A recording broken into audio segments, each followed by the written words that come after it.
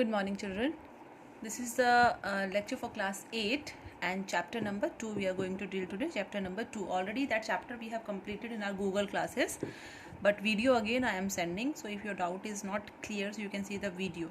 Okay. Now as the name of the chapter is reproduction in plants. So children, we are only going to discuss about the reproduction in plants in this chapter. So this is our main topic that we are going to discuss in the chapter, the reproduction in plants. So as you can see in the syllabus, means the matter of this chapter. So there is the types of two type of reproduction we are going to discuss in this. First is the sexual reproduction, asexual reproduction, and second is the sexual reproduction. So two type of reproductive methods that we are going to discuss in this chapter. So first we are going to take what is the definition of reproduction. So as we know, children, that in reproduction, what does it mean? It means producing young ones of their same kind. Okay, as we are the children of our parents, so plants, they also have the same kind of plants. So the method of producing the young ones of their same kind, so that is called reproduction. Now reproduction, as I have told you, reproduction is of two type, asexual and sexual. Now as the word is A means single. A means single. So when only one parent is involved, that is called asexual reproduction. Okay, so it is given in the book also. When one parent is involved, it is called asexual reproduction, and there is no fusion of male and female sex cell. Okay, that we will discuss later on, male and female sex cell. Now second is the sexual reproduction, when two parents are involved and there is a formation and the fusion of the male and the female gamete. It is called sexual reproduction. Now first of all, we are going to discuss about asexual reproduction. Okay, so there are different ways of asexual reproduction. So as you can see in this also, the first is the binary fission, budding, fragmentation, spore formation, vegetative propagation, artificial propagation by tissue culture. So whatever the methods they have given over here, all these methods are the methods of asexual reproduction. So one by one we are going to discuss that.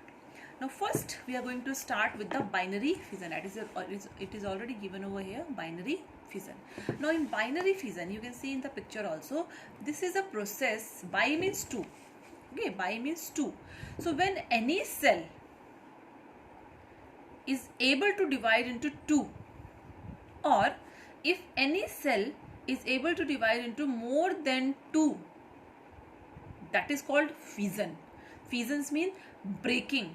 When one cell, it breaks into two, so that is called fission. So the organisms like bacteria, especially the bacteria, they have this method. Fission means splitting. When a single cell splits into two, so when it is splitting into two only, that is called binary fission.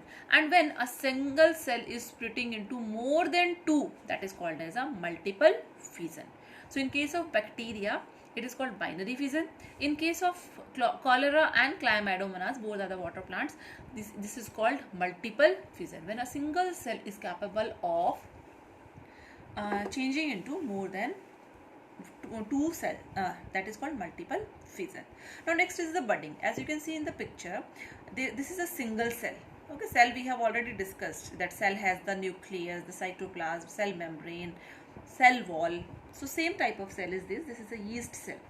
Now this cell develops a bud on its body. That bud will grow slowly and slowly, and after some time it will detach. It will detach from its body, and that daughter cell is capable of forming a new cell. So that cell is a daughter cell. Okay, that daughter cell is capable of forming a new cell. So that is called budding. When a bud is able to produce a new individual, so that is called as a budding. So that is why the name is also budding. Now next is the fragmentation. Fragment means अगर एक धागा तुमने ले लिया है, so you cut that thread into many pieces. So those are the fragments of that thread. So same way, fragmentation, as you can see, suppose this is a thread and I have made many cuts in this thread. So these are the different fragments. Now each fragment, these are the 4 fragments, each fragment is capable of forming a new cell. So that is called fragmentation, and each piece is called as a fragment. So especially it occurs in case of organisms like Spirogyra. Spirogyra, it is a ribbon-like organisms, very thin ribbon-like organisms, and its body break into many pieces, and each piece is capable of producing a new organism. So that is a fragmentation. Now next is the spore formation. In case of spore formation, suppose this is a plant. On the plant, this type of spore will, this type of the spores like structure will form. Now inside the spores, inside this structure, this is called as, mainly it is called as sporangiophyia. Okay, now inside that many small, you can see the dots I have made. So what is that? These are the spores. So it will burst out from outside. The sporangiophyia will burst, and all the spores will move here and there, and whenever they are getting their proper conditions to germinate, they will germinate and give rise to a new plant. So that is a spore formation. Spore, when the spore are capable of producing a new organism, that is called as a spore formation. Now the fifth one is the vegetative reproduction. Now vegetative reproduction, it can be done with the help of leaf. Vegetative means living. Okay, so it can be done with the help of leaf, stem or root. Okay, so if we are cutting a small part from a big plant, so those will be called as these vegetative parts which we are cutting for the growth of a new plant. They will be called as a propagules. So that is why the name is given as vegetative propagules, means living propagules. They are capable of forming a new plant. So that is why it is called as a vegetative propagation. It can be natural, it can be artificial. So this topic we are going to take in a broad way. So first we are going to discuss, as I have told you, vegetative reproduction or the vegetative propagation. It can be of two types. One is the natural, second is the artificial. In your book it is also given natural vegetative propagation, and then it is given on the page number 19, it is given artificial vegetative propagation.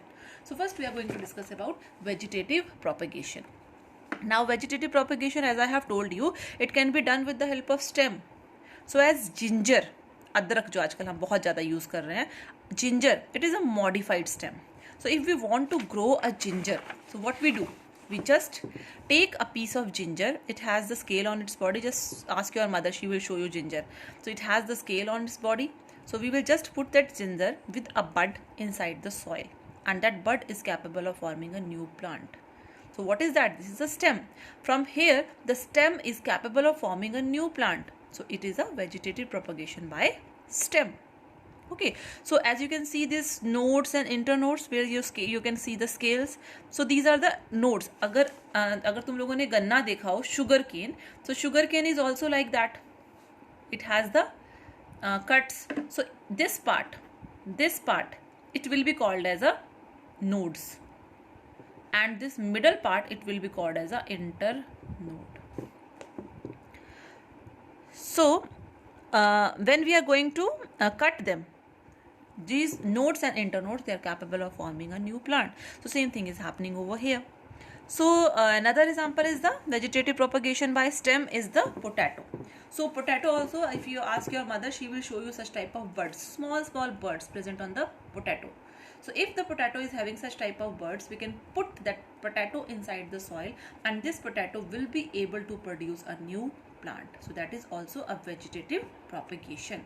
So ginger, potato and onion, they are the modified stem, and they all are responsible for storing their food, and they also help in vegetative propagation.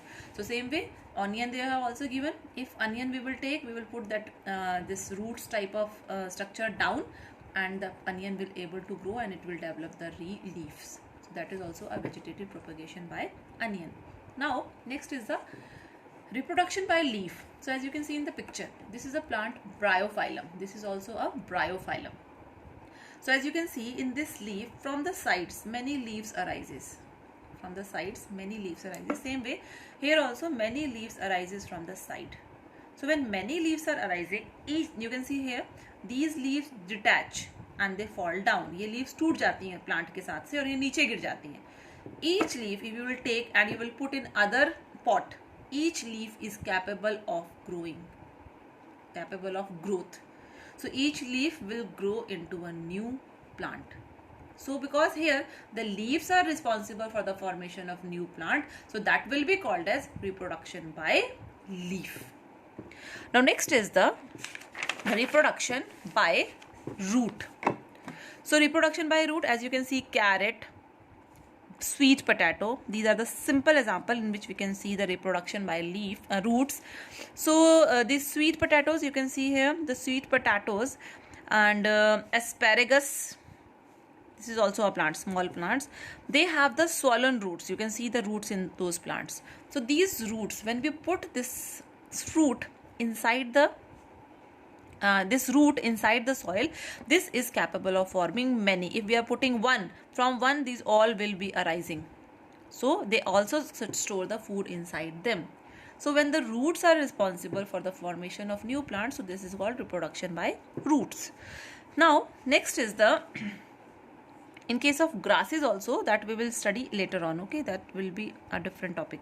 Now what are the advantages of reproduction, vegetative reproduction?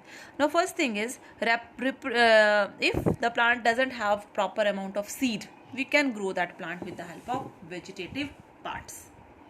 Vegetative parts, they don't take too much time for their growth, they take very less time for their growth, because already the stem is there, roots are there, so they don't develop all these things again, they simply grow, so they take shorter time for their growth. So new plants spread very fast in the small area, so if we are using that, new plants will spread very fast. Surer method of propagation, if we have taken a good quality of plant that we are putting inside the soil, it is a surer method of propagation. All the good character of mother plant are retained by the daughter plants. As I have told you, if we have taken a good plant, if we have taken a particular good plant, then those good plants, they are responsible for the formation of new daughter plant. So good plant we have taken, in result the daughter plants that we will get, that will also be good. But there are some disadvantages also of vegetative reproduction. First things, if that plant that we have grown, if it has any disease spread in the field, so it will spread in the complete field, so it will destroy the complete crop. If we are using different crops, so one crop may be damaged but other can survive. But when we have taken the same type of crop and same disease has spread in the same form, so it will destroy the whole crop. So it is a disadvantage of using that vegetative reproduction. Second is, dispersal of plant does not take place at its own. Daughter plants or developed tend to remain nearby and restricted in the particular area. As we are growing many plants together, so we need a proper very large space for that, because if we are growing the seed at a particular place, they need a proper place for their growth. So if they will not get proper place, proper sunlight, proper water, so they will not be able to grow into a particular plant. So for their growth, we have to make them, we have to give them a particular area, so that there should be no competition among the plants and the whole plant will be able to grow in a proper manner. So this is all about the natural vegetative propagation. Now I am sending one more video that will contain the further chapter. Okay, thank you children.